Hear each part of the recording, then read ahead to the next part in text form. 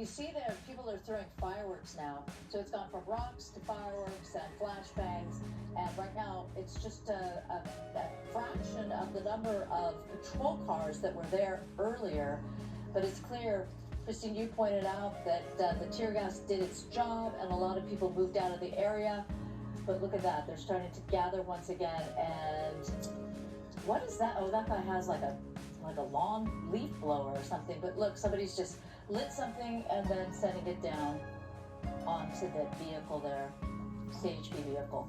So I'm wondering if the vehicles that are remaining there are disabled in some fashion, that they can't move, because you had a bunch of CHP vehicles there that did take the opportunity to move when they were able to clear that overpass. Obviously, that only lasted for so long without backup there of law enforcement to continue to keep it clear. So I'm just wondering if those three vehicles are just so damaged in some fashion that they can't move. Well, that's quite possible. I mean, it looked as if we saw an officer rush into the vehicle that we're looking at right there, and then you see there that curtain.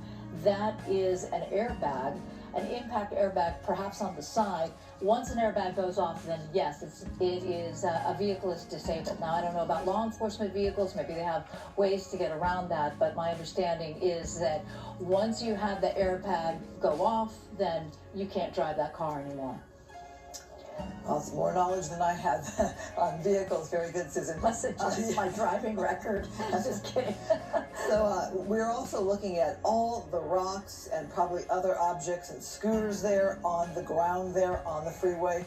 And there you see some officers there. It does make you wonder how soon then they can open this freeway. Do all those rocks need to be cleared before they can allow cars to come through? Can you imagine driving over those kind of possibly glass bottles if they were dropping things that were glass? I would imagine Caltrans would insist that there needs to be some kind of clearance of all the debris, including the vehicles and those scooters that it looks like, you know, we're all familiar with the Bird or Lime scooters. And so when you pick one up in downtown LA and you want to use it as a weapon, you could do it fairly easily.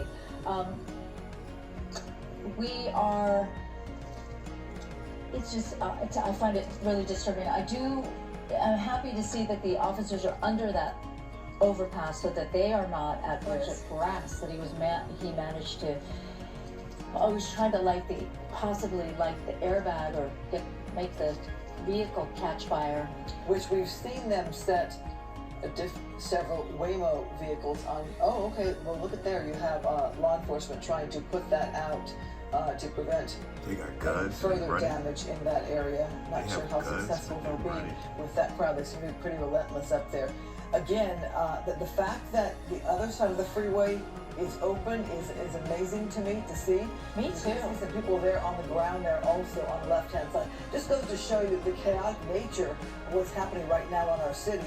I'm sure if you're trying to get across town and into the valley or to downtown, and you're going this direction where the cars are moving, you're happy to be able to get through. But what an incredible sight to witness. For the protesters or the people trying to cause the chaos, that's a statement for them. Look what we did. CHP is still right there on the scene trying to control that situation. But currently, a sign of the times, remember, this is day 3 of protests here in Southern California.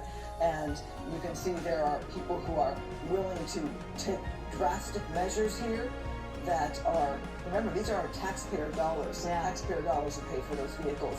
And these are CHP But officers you all now voted out for of Trump. commission. Those vehicles now out of commission. Should there be Vote a for needed Trump. call? Remember, this is what y'all get. Voted for Trump. It makes me sad. I'm sorry, it makes me sad. This is He don't love y'all. not a great testament to the humanity of these protesters. Yes, you're allowed to protest all you want, but destruction and aiming at the officers with the rocks, it makes no sense to me. Officers and it makes me with guns really, really just sad. running. They were able, in part, I believe, to get that vehicle or something close to the vehicle on fire, and you just saw it there. They're lobbing fireworks, and the mere fact that they can get the fireworks in that general vicinity is adding to the fact that whatever is incendiary, whatever that can be burned, will burn. But then also the firework keeps the agents away, keeps the police officers away from from But you extinguishing the shot fire. and killed So unarmed that's black the man. tactic. That's a new tactic. These people are Christine, throwing I'm not sure I've seen anything quite like that. fire at them. Well, these are very uncertain times here. You Wow. can see now more of a police presence Amazing. there on the surface streets there. It's kind of a interesting picture to see people who've come to be looky-loos or to take part in this kind of destruction. And also law enforcement can do only so much right now. It is non-violent in that there's no, there's a lot of people standing there not doing anything, but then you have those people who are creating so much destruction, and that is the part where we see that the nation's watching this. I've had people call me and say, "Are you okay?" Yeah. This is something that... Oh, look at that. Whatever that was that came over the side. Sort of ridiculous. Yeah, the nation is watching for sure, and I think both the governor and the mayor and other local authorities and politicians have said the same thing, which is, yes, you have a right to protest. Don't be destructive. Don't be damaging things or buildings, and be aware that this plays into the president's narrative that the city of Los Angeles and the state of California is out of control. They're out of control. That's why he called in the California National Guard. That's why he's threatening to bring in Marines.